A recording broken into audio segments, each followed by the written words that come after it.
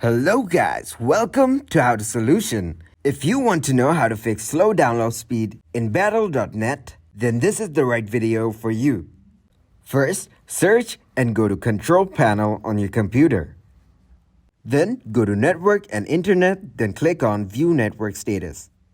Now click on your Wi-Fi name. From here, go to Properties. Now click on Configure. From here, go to Advanced. Select Receive Buffers and then make sure the value is as high as possible. Then click on OK. After that, go back and then search View Network Status on your computer. Then open it. Now go to your Wi-Fi again as shown here. Then click on Properties. Now click on Internet Protocol version 4 and then go to Properties. From here, make sure Use the following DNS server is selected and then type in 8888 and then on alternate DNS server, type in 8844. Then click on OK.